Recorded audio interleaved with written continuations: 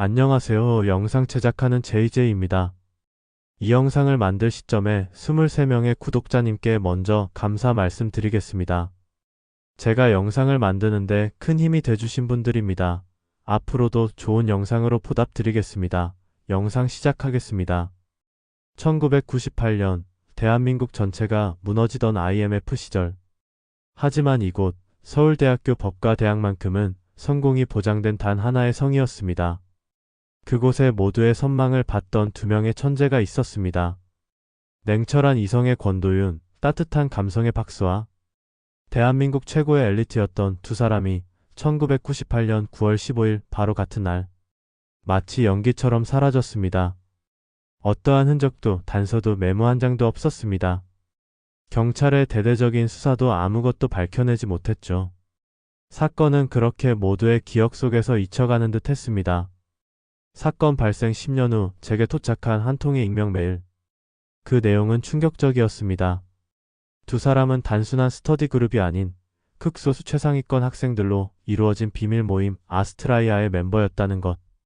그들의 목표는 IMF 이후 재편될 대한민국의 권력을 설계하고 그 주인이 되는 것이었습니다. 더욱 소름 돋는 사실은 당시 모임의 다른 멤버들이 지금은 우리 사회 최상층부를 차지한 판사, 검사, 거물급 변호사가 되어 있다는 겁니다. 그리고 그들은 모두 그날에 대해 굳게 입을 닫고 있습니다.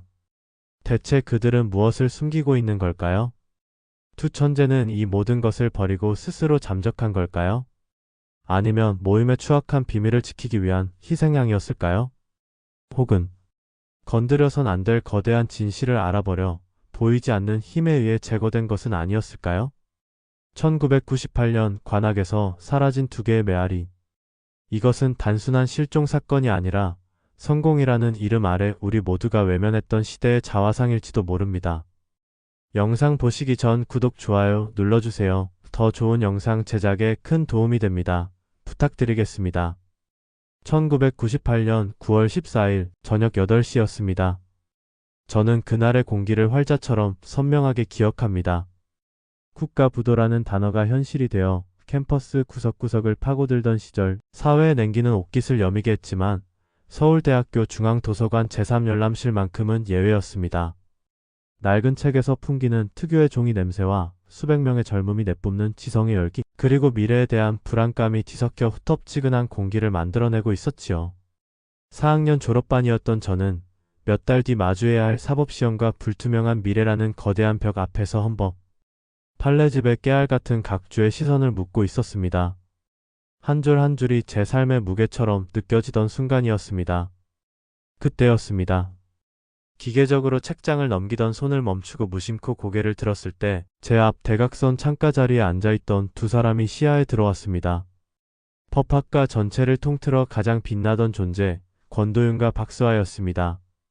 그들은 마치 보이지 않는 끈으로 연결된 것처럼 약속이라도 한 듯 동시에 두꺼운 전공서적에서 고개를 들어 서로를 바라보았습니다. 그리고 아주 희미하게 수많은 경쟁자들 속에서 오직 서로만이 알아볼 수 있을 법한 작은 미소를 나누었습니다. 그 미소는 단순한 동료의 표현이라기엔 어딘가 복잡미묘한 구석이 있었습니다. 마치 거대한 비밀을 공유한 이들의 조용한 연대, 혹은 힘겨운 결심을 앞둔 이들의 마지막 위안처럼 보이기도 했습니다. 그 찰나의 순간에 오갔던 눈빛의 의미를 그때 저는 당연히 알지 못했습니다. 그저 매일 반복되는 치열한 경쟁 속에서 잠시 숨을 돌리는 동기들의 평범한 교감 정도로만 여겼을 뿐입니다. 그것이 제가 기억하는 그들의 마지막 모습이 될 줄은, 그리고 그 짧은 미소가 20년이 넘는 세월 동안 제 머릿속을 떠나지 않는 거대한 미스터리의 서막이 될 줄은 그 열람실의 숨막히는 공기 속에 있던 그 누구도 상상하지 못했습니다. 그날 밤 그들은 다시 각자의 자리로 돌아가 아무 일 없다는 듯 책을 펼쳤지만 지금 돌이켜보면 그들은 이미 이 세상의 논리가 아닌 다른 세상의 문턱에 서 있었던 것이 아니었을까, 그런 생각이 듭니다. 1998년의 대한민국은 생존이라는 단어가 공기처럼 떠다니던 시절이었습니다. TV 뉴스에서는 연일 기업들의 부도 소식과 정리해고된 가장들의 눈물이 흘러나왔고 금 모으기 운동에 동참하는 국민들의 모습은 국가적 위기감을 처절하게 증명하고 있었지요. 그런 절망의 시대 속에서 저희가 몸담고 있던 서울대학교 법과대학은 마치 외부 세계와 완벽히 단절된 견고한 유리 성벽과도 같은 곳이었습니다. 그 성벽 안으로 들어서는 순간 우리는 실패하지 않는 미래를 약속받은 선택된 소수처럼 여겨졌습니다. 하지만 그 이면에는 역설적으로 더욱 가혹한 중압감과 칼날 같은 경쟁이 도사리고 있었습니다. 사회 전체가 무너져 내리고 있다는 공포는 나만은 살아남아야 한다는 절박함으로 변질되었고, 이전 세대 선배들이 논하던 민주화와 사회 정의 같은 거대 담론은 사치스러운 것이 되어버렸습니다. 저희 세대의 유일한 화두는 어떻게 살아남아 최고의 자리에 오를 것인가 하는 지극히 개인적이고 실존적인 질문이었습니다. 권도유는 그런 시대가 원하는 인재상의 완벽한 표본과도 같았습니다. 한치의 오차도 허용하지 않는 기계적인 논리로 무장한 그의 답변은 언제나 까다로운 노교수들의 감탄을 자아냈고, 목표를 위해서라면 감정 따위는 배제해도 좋다는 듯한 차가운 이성은 동기들에게 경외심과 동시에 은밀한 질투심을 불러일으켰지요. 한 번은 모의 재판 수업에서 그가 상대 측의 논리적 허점을 파고들어 거의 인신공격에 가까울 정도로 몰아세우는 것을 본 적이 있습니다. 모두가 그의 냉혹함에 혀를 내둘렀지만 동시에 저렇게 해야만 살아남는다는 것을 본능적으로 깨달았습니다. 반면 박서아는 그런 권도윤과 정반대의 지점에 서 있는 듯한 사람이었습니다. 그녀 역시 누구에게도 뒤지지 않을 명석함을 가졌지만 그녀의 말과 글에는 항상 법조문 너머의 사람에 대한 따뜻한 시선이 담겨 있었습니다. 성적이 좋지 않아 힘들어하는 동기들의 노트를 선뜻 챙겨주기도 했고, 스터디 그룹에서는 가장 어려운 부분을 맡아 알기 쉽게 설명해주곤 했습니다. 그녀는 종종 법은 결국 가장 약한 사람을 위해 존재해야 한다는 소신을 이야기하곤 했지만, 당시 저희들에게 그 말은 너무나 이상주의적인 이야기로 들렸을 뿐입니다. 얼핏 보면 물과 기름처럼 섞일 수 없을 것 같던 두 사람이었습니다. 하지만 우리는 몰랐습니다. 그들이 공유하던 것은 법학 지식만이 아니었다는 것을. 성공이라는 신화에 대한 강렬한 열망과 동시에 그 신화의 무게에 짓눌린 20살 청춘의 깊은 불안과 고독. 어쩌면 그들은 가장 뛰어난 존재들이었기에 시대의 그림자를 가장 먼저 그리고 가장 깊숙이 마주하고 있었을지도 모릅니다.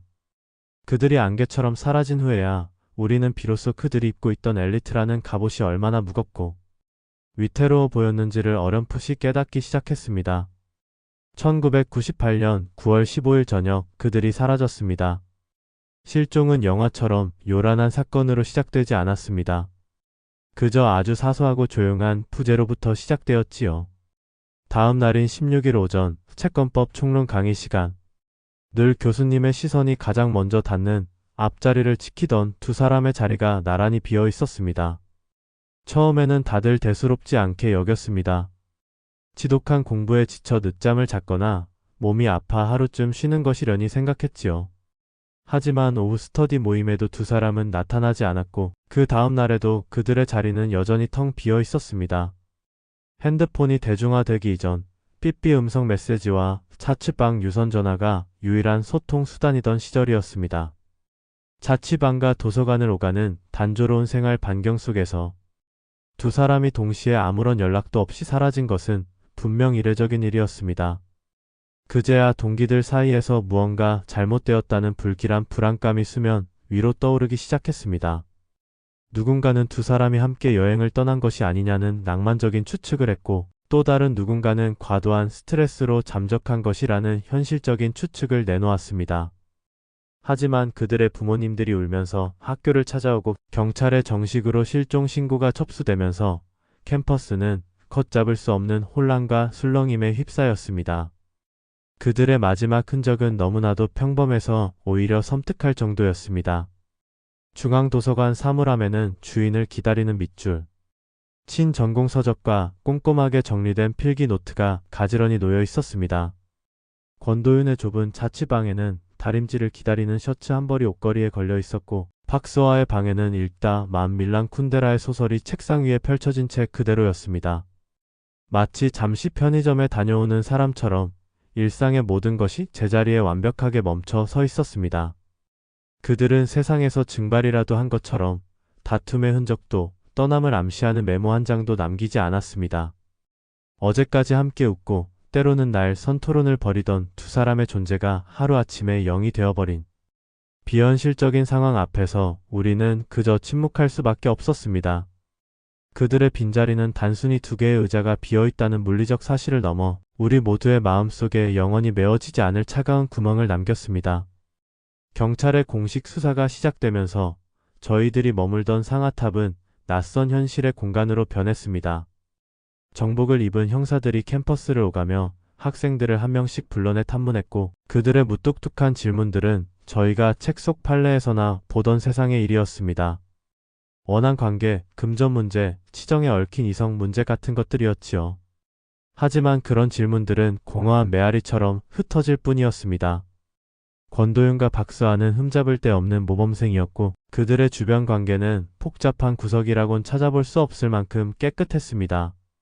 수사라는 거대한 그물은 두 사람의 희미한 그림자조차 건져 올리지 못했습니다. 출입국 기록에도 아무런 흔적이 없었고 개설된 모든 금융 계좌에서도 특이점은 발견되지 않았습니다.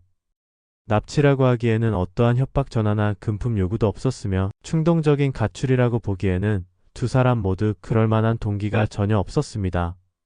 형사들의 눈에는 저희 법대생들의 세계가 유별나고 폐쇄적으로 보였을지도 모릅니다. 그들은 저희가 사용하는 법률 용어나 저희들 사이에 흐르는 미묘한 경쟁과 연대의식을 온전히 이해하지 못하는 듯했습니다. 저희들의 증언은 늘 사실관계에 입각한 건조한 문장들이었고 형사들이 원하는 감정적인 동기나 극적인 배경은 어디에도 없었으니까요. 그들의 질문은 언제나 사건의 표피를 맴돌 뿐 그 핵심에 자리한 시대적 압박감이나 엘리트 집단 내부에 보이지 않는 암투 혹은 20살 청춘의 내면적 고뇌 같은 것은 전혀 건드리지 못했습니다. 사건은 잠시 언론의 주목을 받았습니다. 명문대 법대생 동시 실종이라는 자극적인 헤드라인이 신문 사회면을 장식했지만 연일 터져나오는 대기업 부도 소식과 주가 폭락이라는 거대한 국가적 이슈에 묻혀 금세 사람들의 관심에서 멀어졌습니다. 결국 수사는 몇 달 만에 뚜렷한 성과 없이 잠정적으로 종결되었고 단순 가출에 무게를 둔 채 사실상 미제 사건으로 분류되었습니다. 마치 처음부터 그런 사람은 없었다는 듯이 사건 파일은 먼지 쌓인 캐비닛 속으로 들어갔고 캠퍼스는 언제 그랬냐는 듯 시험과 과제라는 일상으로 돌아갔습니다. 하지만 저는 알고 있었습니다. 수사는 끝났지만 사건은 결코 끝나지 않았다는 것을. 그들의 실종은 해결되지 못한 채 저희 98학번 동기들의 기억 속에 지워지지 않는 흉터이자 때때로 되살아나는 캠퍼스의 서늘한 괴담처럼 남게 되었습니다. 사건 전문 다큐멘터리 작가가 된 후 저는 가장 먼저 경찰서 자료 창고에 잠들어 있던 그날의 기록을 다시 펼쳐보았습니다. 1998년 9월 15일. 그들의 마지막 하루는 지독할 만큼 평범해서 오히려 부자연스러울 정도였습니다. 마치 완벽하게 짜인 각본처럼 그 어떤 의심의 여지도 남기지 않으려는 듯 보였습니다. 오전 9시 두 사람은 나란히 앉아 헌법 기본권에 대한 강의를 들었습니다. 당시 강의를 맡았던 노 교수님은 제게 이렇게 회고했습니다. 두 학생 모두 평소처럼 가장 앞자리에 앉아 있었지. 특히 권도윤 군은 수업 내용 중 판례의 문제점을 지적하는 아주 날카로운 질문을 던져서 내가 진땀을 뺐던 기억이 나는군. 박스와 양은 조용히 미소 지으며 필기를 했고 그날따라 유독 두 사람이 달라 보였다는 느낌은 전혀 없었어. 12시 학생회관 식당에서 몇몇 스터디 그룹 멤버들과 함께 점심 식사를 했습니다. 식사를 함께 했던 한 동기는 그들이 다가올 중간고사 범위와 관련된 가벼운 농담을 주고받았을 뿐 어떤 특별한 대화도 나누지 않았다고 증언했습니다. 권도윤이 이번 시험은 내가 수석이라고 장담하자 박수아가 꿈 깨세요 라며 웃으며 받아쳤다고 합니다. 지극히 평범한 동기들 간의 대화였습니다. 그리고 오후 내내 두 사람은 중앙도서관 자신들의 지정석에서 공부를 계속했습니다. 수많은 눈들이 그들을 보고 있었지만 그 누구도 특이점을 발견하지 못했습니다. 모든 것이 정해진 궤도를 도는 행성처럼 예측 가능한 일상의 반복이었습니다. 마지막 목격자는 오후 6시경 도서관 정문 앞 이제는 사라지고 없는 낡은 벤치에서 대화를 나누는 두 사람을 본 동기였습니다. 가을 해가 저물어가는 캠퍼스를 배경으로 그들은 마주 앉아 조용히 이야기를 나누고 있었다고 합니다. 그의 증언에 따르면 그들의 표정은 매우 진지했지만 다투거나 언성을 높이는 심각한 분위기는 아니었다고 했습니다. 오히려 무언가 중요한 결정을 내린 사람들처럼 차분하고 담담해 보였다고 했습니다. 그들은 대체 무슨 이야기를 나누었을까요? 그 평범한 시간들 속에 어떤 거대한 균열이 숨어 있었던 걸까요? 어쩌면 모든 비극은 가장 일상적인 풍경 속에서 가장 조용한 목소리로 시작되는 것일지도 모릅니다. 저는 취재를 위해 몇 번이고 그 벤치가 있던 자리를 찾아가 몇 시간이고 앉아 있어 보았습니다. 그들이 보았을 붉은 노을, 그들이 마셨을 서늘한 가을 공기를 느껴보려 애썼습니다. 사소한 것들이 때로는 가장 거대한 진실의 문을 여는 열쇠가 되기도 하니까요. 하지만 그 빈 공간은 20년이 넘는 세월 동안 그날의 비밀을 굳게 지키고 있었습니다. 사건이 사람들의 기억 속에서 완전히 잊혀진 지 10년이 흐른 어느 늦가을 밤이었습니다. 저는 또 다른 미제 살인 사건에 대한 다큐멘터리 마감 작업으로 방송사 편집실에서 밤을 새우고 있었습니다. 끝없는 자료 화면과 인터뷰 영상에 지쳐 잠시 눈을 붙이려던 순간 띵하는 날카로운 알림음과 함께 제 개인 이메일함에 낯선 제목의 메일 한 통이 도착했습니다. 제목은 98년 관악의 메아리에 대하여. 작가님께였습니다. 순간 심장이 덜컥 내려앉는 기분이었습니다. 지난 10년간 단 한순간도 잊어본 적 없는, 그러나 감히 다시 파헤칠 엄두를 내지 못했던 그 사건이었습니다. 발신자는 익명이었고 본문은 암호처럼 짧고 간결했습니다. 작가님도 98학번 법대 동문이시지요. 저는 그저 모든 것이 잊히는 것이 두려운 사람입니다. 한 가지만 말씀드리겠습니다. 권도윤과 박수아는 단순한 스터디 그룹 멤버가 아니었습니다. 우리는 아스트라이아라고 불리는 비밀 모임의 일원이었습니다. 법의 여신의 이름이었지요. 우리의 목적은 단순히 시험에 합격하는 것을 넘어 IMF 이후 재편될 대한민국의 권력 지도를 미리, 그리고 그 핵심이 되는 것이었습니다. 학문 탐구를 넘어 시대의 위기를 돌파할 비공식적인 성공의 로드맵을 그리는 모임이었습니다. 아무도 이 모임에 대해 말하지 않을 겁니다. 그럴 수 없을 겁니다. 그들은 너무 많이 알았거나 혹은 우리보다 너무 멀리 가려고 했습니다. 이것이 제가 들을 수 있는 전부입니다. 그 짧은 문장들은 지난 10년간 제 머릿속을 뿌옇게 채우고 있던 안개를 단숨에 걷어내는 성광과도 같았습니다. 아스트라이아. 처음 들어보는 이름이었지만 그 이름이 품고 있는 오만함과 야망이 선명하게 느껴졌습니다. 잠들어 있던 제 안의 탐사보도 본능이 다시 격렬하게 깨어나는 순간이었습니다. 이것은 단순한 실종 사건이 아닐 수도 있다는, 어쩌면 거대한 음모의 시작일지도 모른다는 강한 예감이 들었습니다. 그동안 제가 놓치고 있던, 혹은 우리 모두가 애써 외면하고 있던 사건의 진짜 이면이 존재할지도 모른다는 확신이었습니다. 그 익명의 제보는 단순한 정보가 아니었습니다. 그것은 굳게 닫혀있던 진실의 문을 열 수 있는 유일하고도 위험한 열쇠처럼 느껴졌습니다. 그리고 저는 그 열쇠를 돌려보기로 결심했습니다. 그 비밀스러운 제보는 제가 사건을 바라보는 시각 자체를 송두리째 흔들어 놓았습니다.